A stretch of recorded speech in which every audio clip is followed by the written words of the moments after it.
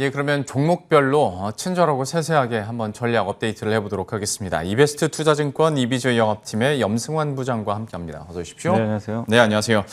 먼저 전일장에서 그리고 시간외 거래에서 특징적인 움직임 보여줬었던 종목들 어떤 것들이 있는지 한번 보시면 일단 이건 얘기를 해야겠습니다. 시간외에서도 SM이 강한 상승 흐름을 기록했고요. 덕산 네오룩스와 오스템 임플란트도 어제장에서 정규장에서 역시 급등 흐름을 기록했습니다. 최근 들어서 저희가 어떤 임플란트 관련해서도 자주 언급을 드렸고 디스플레이 관련해서도 언급을 자주 드리고 있는데 주가도 반응을 하고 있습니다. 하나하나 살펴보도록 하죠. 일단 SM은 2달도 안 되는 시간 동안에 주가가 94% 그러니까 이제 2배가 뛰어버렸습니다. 이제 고민이 되실 것 같아요. 갖고 계신 분들은 팔아야 되나 아니면 관심 갖고 계신 분들은 여기서 사기는 좀 부담스러울 것 같긴 한데 좀 어떤 관점이세요? 보유는 더 하셔도 될 것 같아요. 왜냐면 아직 그 재료가 소진된 게 아니라서 일단 이제 지금 최근에 올라간 이유는 뭐 여러 가지가 있는데 한 3가지 같아요. 일단 그 아이돌 남성 그룹이죠. 그 NCT 드림이 그 앨범 판매가 200만 장이 넘었다고 하더라고요. 네. 그러니까 엄청난 지금 역대급 판매량인데 일단 기존에 뭐 어떤 이제 그 남성 아이돌 중에서 지금 BTS를 제외하고는 굉장히 높은 지금 앨범 판매량을 기록하고 있어서 굉장히 고무적이고 두 번째가 이제 DOU 이제 버블 플랫폼이라고 하는데 이제 1대1로 채팅할 수 있는 실제 뭐 1대1 채팅은 아니겠지만 그 아티스트와 이 팬들 간에 대화할 수 있는 그런 이제 플랫폼이라고 하더라고요. 네. 그러니까 이걸 이제 JYP도 그 지분 투자를 했는데 DOU가 아마 상장을 할 것으로 좀 기대감이 좀 높아지고 있는 것 같습니다. 그리고 이제 하나가 더 있는 게 카카오와 네이버가 이제 이수만 회장의 지분을 좀 가져가겠다. 네. 이런 이제 얘기들이 나왔는데 이 3가지 모멘텀들 중에서 뭐 DOU 상장 기대감하고 그다음에 지금 이수만 회장의 지분 매각 이 부분은 아직까지는 확정이 된 건 아니거든요. 그러니까 계속 기대감은 살아 있어요. 근데 그게 이제 사실은 거의 가시화됐을 때는 여러분들이 일단은 매도를 하는 게 맞겠죠. 근데 아직까지는 그냥 뭐 확정된 상황은 아니다 보니까 주가라는 게 사실 기대감이 높을 때 계속 올라가는 거거든요. 그래서 지금은 뭐 너무 급하게 파실 필요는 없다고 좀 보여집니다. 다만 좀 사는 거는 항상 그렇지만 너무 또 올라갔을 때는 부담스러울 수밖에 없기 때문에 매수하기에는 이미 너무 늦었어요. 늦었기 때문에 지금은 좀 보유자의 영역으로 보시고 다만 보유자분들도 급하게 지금 매도할 상황은 아니다라고 말씀을 드리겠습니다. 그러면 그거 한 번만 다시 짚어주세요. 갖고 계신 분들에 한해서 SM이 그러니까 아직은 더 갈 수 있는데 그러면 그 매도 시점을 할 때 지금 SM의 주가 흐름을 봤을 때 이건 목표 주가를 산정할 수는 없고 네. 언제쯤 어떤 사인을 내가 보고 좀 이거를 그때는 차익 실현을 해야 되는 것인가? 좀 그러니까 아마 기사가 나올 것 같아요. 그러니까 어떤 기사가 나올지 모르겠지만, 그러니까 어느 시기에 지금 기사를 보면 카카오가 지분 인수가 유력하다는 기사도 좀 나오더라고요. 네네. 근데 그게 지금은 계속 뭐 유력하다, 뭐 설이다, 뭐 이렇게 나오는데 어느 시점에서 확정 기사가 한번 뜰 수가 있어요. 그러겠죠. 예, 그러니까 그때는 아 이제는 그냥 다 노출이 됐구나. 그래서 확정 기사가 나오기 전까지는 조금 더 보유하셔도 되겠지만, 뭐 카카오든 아니면은 뭐 SM이든 어느 좀 그 이거를 인정하는 그런 어떤 그 뉴스가 나왔을 때는 여러분들이 그때는 어쨌든 소문에 사서 뉴스에 팔아라라는 네. 격언처럼 적극적으로 좀 차익 실현을 하실 필요가 있습니다. 물론 뭐 지금도 사실 뭐 들고 계신 분들에서 입장에서 뭐 한 3분의 1 정도 덜어내는 건 나쁘진 않아요. 근데 여전히 뭐 재료가 살아있기 때문에 전량 매도할 이유는 전혀 없다라고 말씀드리겠습니다. 주가 상황이 워낙 뜨거워서 SM에 대해서 투자 전략 조금 더 세세하게 살펴봤고요.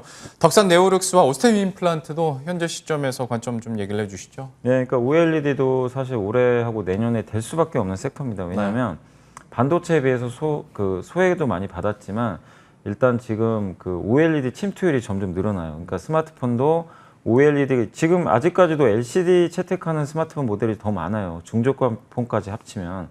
근데 이제 앞으로 많은 그 스마트폰이 애플의 아이폰처럼 OLED로 다 바뀔 가능성이 굉장히 높아졌습니다. 이게 이제 대세로 갔기 때문에 이건 명확 관화인 상황이고 거기에 애플이 내년부터 아이패드에도 OLED 적용한다고 언급을 했고 이미 삼성전자는 노트북에 OLED가 들어가 있어요. 네. 예, 그러니까 그럴 정도로 지금 OLED가 점점 커져요. 그러니까 기존의 모바일에서 그다음에 아이패드, 노트북, 그다음에 어디죠? 바로 TV죠. TV는 이제 LG 디스플레이가 유일하게 하고 있는데 네. 여기서 지금 삼성전자도 그러니까 삼성 디스플레이도 시제품을 지금 테스트를 하고 있나 봐요. 그래서 아마 내년에 나올 것 같은데 결국 이게 늘어난다는 얘기는 뭐죠?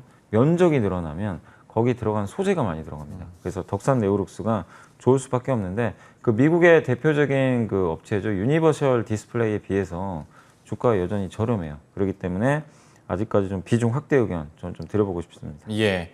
그리고 오스템 네. 임플란트 저희가 뭐 어떤 임플란트 관련해서도 여러 번 언급을 드렸었잖아요. 네. 그러니까 임플란트도 구조적으로 계속 좋아질 수밖에 없어요. 그러니까 중국인들이 이제 임플란트 시술을 많이 받거든요. 네. 근데 이제 중국에서 지금 영업력이 가장 높은 회사가 오스템 임플란트인데 왜냐하면 오스템 임플란트의 경쟁력이 치과 의사들 교육을 되게 잘 시킨대요. 그렇다면서요. 네. 네. 왜냐하면 이게 임플란트라는 게 어쨌든 시술을 하려면 그 교육을 받아야 돼요. 그냥 치과 의사들이 그냥 아무렇게나 할 수 있는 게 아니다 보니까.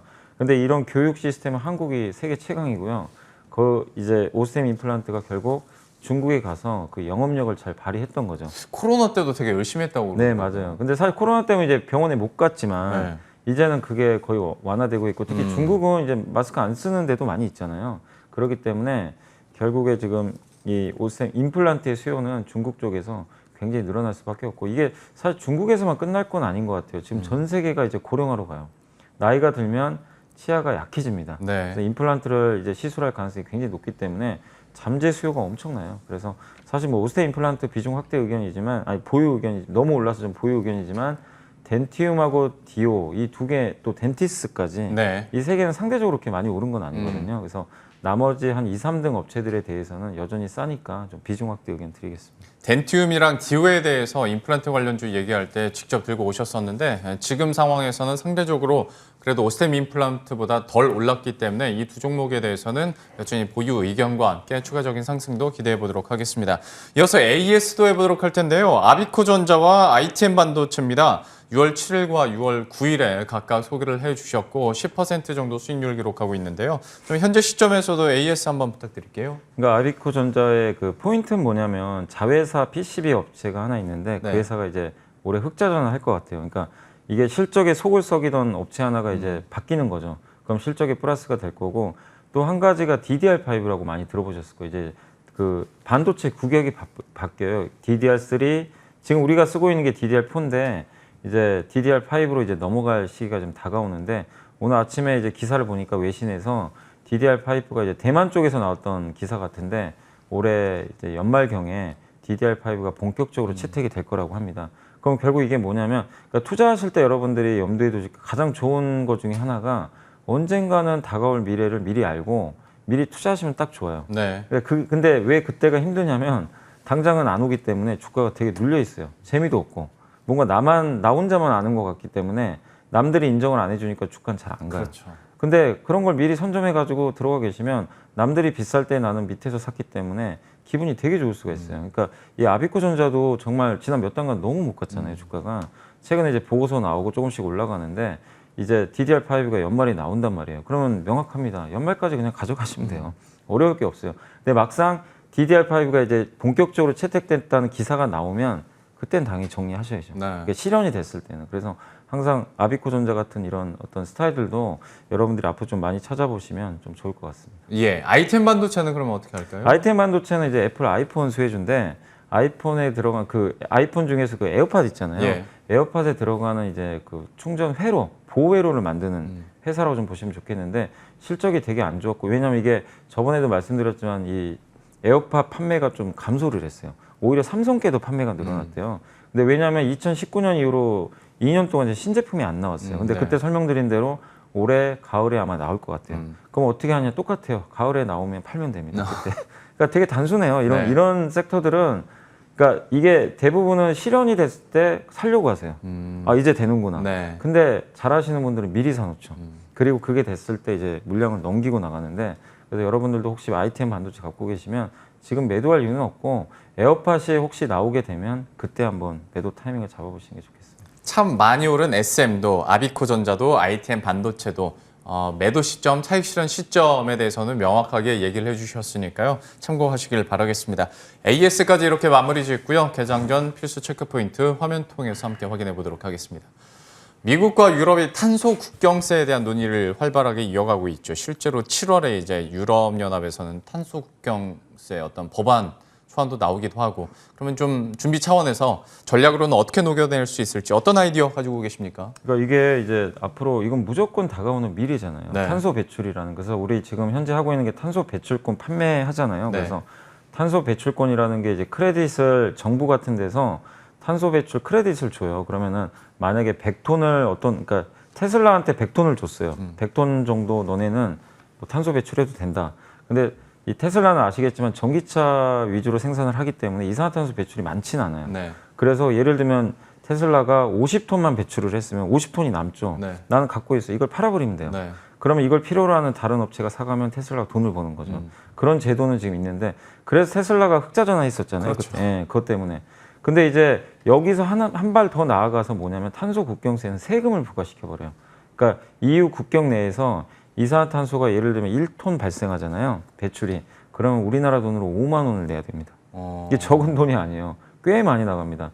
그러니까 지금 우리나라에서 보면 시멘트, 철강, 화학이 영향권에 많이 드는데 특히 철강 시멘트가 이산화탄소 배출량이 되게 많아요. 네. 근데 이들 기업들이 영업 마진이 10%가 안 되는데 이 세금까지 부과하면 적자 나갈 수도 있어요. 잘못하면. 그러겠네요. 네, 굉장히 이제 좀 어려운 상황인데 이제 얼마 안 남았습니다. 1.5년이고 7월 초에 초안이 나와요. 그 내용에 따라 좀 달라지겠지만 대비는 해야 됩니다. 그래서 이걸 타개할 수 있는 방법은 아마 뭐 철강 시멘트 화학업체들 CEO분들이 더 잘 알고 계시겠죠. 어떻게 해야 될지는. 근데 거기에 관련돼서 해결책이 여기 이제 신한금융투자에서 나왔던 보고서인데 두 가지가 있다고 하더라고요. 수소 혼소 발전, 그다음에 CCUS. 이게 뭐냐면 탄소 포집 저장 사용. 탄소 포집하는 거 많이들 들어보셨을 거예요. 네. 탄소 뭐 감축하고. 그러니까 이산화탄소 공장에서 이산화탄소가 배출할 때 그 이산화탄소만 포집하는 장치가 있어요. 그다음에 그걸 저장하고 그 저장된 이산화탄소를 또 다른데 이산화탄소가 반도체 특수가스로도 많이 쓰여요. 네. 그렇기 때문에 그런데 이제 쓰일 수 있게 그러면은 이산화탄소 배출이 없어지잖아요, 사실상. 그런 장치들이 있는데 수소 혼소 발전은 뭐냐면은 뭐 이렇게 그 특히 철광석 같은 거를 이제 이용을 해가지고 우리가 고로라고 하잖아요. 뭐 많은 분들이 아시겠지만 이 철강 생산할 때 거기에 석탄을 태워가지고 이 철강을 생산하는데 그때 이산화탄소 배출이 엄청납니다. 근데 거기에다가 그런 이제 공정에다가 일부 수소를 주입을 해주면 이산화탄소 배출량이 그만큼 줄어든대요. 네. 수소를 넣은 만큼. 그렇기 때문에 이것도 앞으로 많이 쓰일 가능성이 있는데 결국엔 뭐냐? 이 수소와 관련된 어떤 밸류체인을 갖고 있는 회사, 그 다음에 탄소 포집 장치라든가 저감 장치를 갖고 있는 그런 회사들의 투자를 한번 해보시면 좀 좋을 것 같습니다. 그러니까 부장님 그 설명을 듣다 보니까 좀 이야기가 커져서 야 어떻게 추려야 될지 네. 수소 관련 쪽으로 가야 될지 안 그러면 얘기하신 것처럼 뭐 설비 장치 쪽으로 가야 될지 고민이 좀 있는데 좀 종목을 꼽아볼 수 있을까요? 그러니까 오늘 이제 해드릴 얘기는 어차피 이제 탄소 배를 줄이는 거예요. 예. 그쪽과 관련돼서 그 관련된 설비를 가지고 있는 기업들을 보시는 게 좋고 대표적인 게 사실 이제 제가 오늘 관심 종목 SK 갖고 왔는데 왜 SK냐면은 SK가 수소 사업 열심히 하는 건 알고 계실 거예요. 네. 다양하게. 근데 플러그 파워 지분 갖고 있잖아요. 미국에. 그 회사가 대표적입니다. 이 사업을 하고 있어요. 그다음에 유럽에는 넬이라는 회사가 있어요. 근데 이제 SK랑 상관은 없지만 근데 직접적으로 우리가 한국에 투자한다면 SK가 플러그 파워 최대 주주이기 때문에 그런 면에서 약간 좀 약간 수혜를 받을 수 있다라는 측면으로 한번 봐주시면 좋겠고 예. 또 지주회사 SK도 워낙 또 주가가 안 갔기 때문에 가격 매력도 있습니다. 그리고 두 번째가 이번에 에코프로에서 이제 분할 상장한 에코프로 HN이라고 아마 기억하실 거예요. 국내 이제 대표적인 그 탄소 이 저감 장치를 만드는 회사 중에 하나입니다. 그래서 이 기업이 앞으로 좀 많이 유망하지 않을까 싶기도 하고 이번에 사실 좀 그 ETF 그 코덱스 2차 전지 ETF에서 에코프로 HN이 들어가 있었잖아요. 근데 2차 전지 회사가 아니거든요. 근데 에코프로에서 분리되다 보니까 일단 들어가 있던 거예요. 근데 이걸 빼는 과정에서 그때 뭐 종가에 아주 난리가 한번 났었죠. 뭐 LG화학은 오히려 올라가고 막 그랬는데 해프닝이 좀 있었는데 어쨌든 이제는 환경주로 그냥 완전히 바뀌었고 친환경 섹터에서 정말 제가 왜 에코프로 HN이 저도 이게 그 자료를 보니까 괜찮은 게 희소성이 있어요. 이런 사업을 하는 회사가 우리나라에 거의 없어요. 찾아보니까 그러니까 상장 기업 중에는 그러니까 탄소 포집이나 탄소 저감 장치 아마 이 기업이 뭐가 있을까 한번 고민해 보세요. 근데 이게 선뜻 떠오르지가 않아요. 예, 그렇기 때문에 좀 희소성도 있는 것 같아서 괜찮고 적어도 제가 봤을 때 적정 주가 한 16만 원 이상은 나오는 것 같아서 좀 괜찮아 보입니다. 이렇게 두 가지 종목 추려 주셨어요. SK와 에코프로 HN 여러분들도 참고하시길 바라겠고요. 특히 SK 같은 경우에는 진짜 플러그 파워를 잠깐 까먹고 있었는데 네, 다시 한번 또 짚어주셨고 어떤 수소 전지나 수소 경제와 관련해서도 한번 기대감을 가져보도록 하겠습니다. 이어서 부장님께서 리포트를 통해서 고른 종목은 어디가 있을지 좀 어떤 종목 준비하셨습니까? 네, 어제 이제 나왔던 보고서인데 이제 뭐 베스트 애널리스트 분이시죠. 하나금융투자의 그 김경민 애널리스트가 썼던 보고서인데 네. 워닝 머트리얼즈라고 아마 많이 들어보셨을 거예요. 이제 특수가스 반도체에 들어가는 다양한 가스들을 만드는 회사 중에 하나입니다. 근데 요새 반도체 소부장 기업들이 주가가 너무 안 가가지고 되게 답답해요. 어제 좀 움직였어요. 근데 네. 어제 움직인 건 좀 장비 회사들이 움직였고 소재 회사들은 안 움직였습니다. 그러니까 되게 좀 재밌는 게 2차 전지는 소재 업체들이 갔고 장비는 또 잘 안 가요. 안 가는데 반도체는 또 장비가 가고. 그렇죠. 근데 왜 그러냐면 이제 아무래도 반도체 장비는 이제 전 세계가 설비 투자를 많이 하니까 네. 그 사이클이 먼저 도래하는 게 장비거든요. 그 다음이 이제 소재죠. 좀 느리지만 그래도 결은 같다라고 보시면 좋겠고 오히려 이 소재 업체들 지금 사기는 더 좋은 것 같아요. 주가 부담이 없어서. 그리고 오늘 나스닥 시장에서도 사실 그 미국 증시 보면 기술주가 좋았잖아요. 네. 그렇게 보면 한국도 당분간 이런 기술 성장주가 강할 것 같은데 그 안에서 좀 덜 오른 반도체 기업들 찾아보시는 것도 저는 좋은 선택이 될 것 같아서 이건 좀 골라봤고 뭐 실적 계속 좋습니다. 2019년부터 매출이 계속 증가하고 있고 그 다음에 이제 이 회사가 가장 수혜를 받는 게 3D 낸드 플래시입니다. 그게 뭐냐면 이제 낸드 플래시를 아파트처럼 이제 계속 쌌잖아요. 단수를. 옛날에는 뭐 64단이었는데 이제는 기본 100단이 넘고 네. 삼성전자는 뭐라고 했냐면 앞으로 1000단 만들겠다고 했어요. 1000단까지. 1000단까지 하면 이게 이 적중수가 높아지면 그 이 특수가스가 들어가는 그 소재량이 그 계속 늘어날 수밖에 없대요. 이거를 계속해서 그 특수가스를 집어넣어야 되니까 단수가 1단일 때랑 100단일 때랑 다르거든요. 네. 그렇기 때문에 이 3D 낸드와 관련해 가지고 기술이 고사양할수록 워닝 머티리얼즈가 수혜를 받을 수밖에 없고 이 회사가 만드는 그 특수가스가 종류가 되게 많아요. 뭐 N2O도 있고 우리 흔히 말하는 그 암모니아 있죠. 네. 암모니아도 있고 아까 말씀드린 그 이산화탄소 있죠. 이산화탄소도 이 세정에 쓰여요. 반도체 세정하는데. 그래서 되게 많은 이제 100종의 특수가스를 보유하고 있는데 이 중에 한 9개 정도가 그 고객사, 뭐 주로 삼성전자 같은데 높은 점유율을 가지고 있다고 합니다. 그래서 삼성전자랑 좀 같이 가는 그런 스타일의 기업인데 여기 그 보고서에도 뭐라고 나와 있냐면 그 애널리스트가 이제 썼던 것 중에 제가 제일 눈에 들어왔던 건 실적과 주가의 괴리. 네. 그러니까 뭐냐면 실적은 계속 우상향하는데 주가가 그냥 못 가니까 괴리가 생기고 있다. 그럼 결국 그 괴리를 이용하시면 저는 투자 포인트가 될 수 있다고 보거든요. 네. 그래서 한번 이렇게 좀 주가가 못 움직일 때 관심 가져보시면 좋을 것 같습니다. 최근 들어서 참 진짜로 힘이 많이 빠졌는데 실적은 계속 받쳐주고 있기 때문에 언젠가는 다시 한번 시세도 터져 나오길 기대해 보도록 하겠습니다. 워닝 머티리얼즈까지 이렇게 살펴봤고요. 마지막으로 또 오늘 시장, 그러니까 한 주간의 시장 마무리 어떻게 하고 또 다음 주 준비할 수 있을지 시장 전략 한마디 해주시죠. 그러니까 FOMC 결과가 나왔는데 해석은 이거 너무 매파 아니냐. 완전히 이거 긴축이 드디어 시작이 됐구나. 점도표 나올 네. 때는 다들 그랬죠. 예. 이거 2024년이 아니라 잘하면 22년 말에 하겠는데 금리 인상을 이제 이런 시각이 나오면서 화들짝 놀랐는데 되게 근데 아이러니한 건 우리 고정관념 그거잖아요. 아 성장주 이런 큰일 났다. 근데 오늘 어떻게 됐죠? 나스닥은 올라가고 그렇습니다. 경기 민감주는 급락을 했어요. 그러니까 이게 무슨 현상이? 그러니까 이걸 좀 해석을 해드리면 지금 시장이 지금 그 긴축 모드로 조금 이제 들어갈 가능성이 높아졌는데 테이퍼링 이슈도 이제 계속 나올 텐데 여기서 이제 주목하셔야 될 게 지금 달러가 갑자기 강해졌어요. 달러가 강하면 이게 원자재 가격에 영향을 많이 줍니다. 근데 원자재 가격에 영향을 준다는 얘기는 인플레가 약해져요. 원자재 가격이 지금 너무 올라가서 사실 우리 그 이번에 중고차 가격이 튄 것도 사실은 어떻게 보면 공급 부족이잖아요. 네. 이제 그런 것들이 물가에 영향을 줬는데 이 모든 게 다 병목 현상이거든요. 원자재도 사실 수요도 좋지만 모든 게 너무 그 공급이 부족해서 그랬던 건데 그래서 올라갔고 그리고 그 전에 또 달러 약세도 하나의 원인이었어요. 근데 앞으로 경제가 재개되면 공급 부족 현상은 완화되겠죠. 그리고 테이퍼링을 하면 경기 확장 속도가 좀 둔화돼요. 긴축을 하기 때문에 네. 당연히 거기에다 달러 강세로 가면 이거 원자재한테 안 좋은 시그널입니다. 그래서 어제 금이 폭락을 했어요. 4%. 네. 그러니까 이게 뭐냐면 원자재에 지금 안 좋은 시그널이 나왔는데 결국 이렇게 되면은 물가가 잡히고 물가가 잡히잖아요. 금리가 떨어져 버립니다. 그래서 지금 국채 금리가 떨어지고 있어요. 그러니까 이거를 이 메커니즘을 이해를 하셔야 돼요. 그래서 어제 오늘 나스닥이 올라간 겁니다.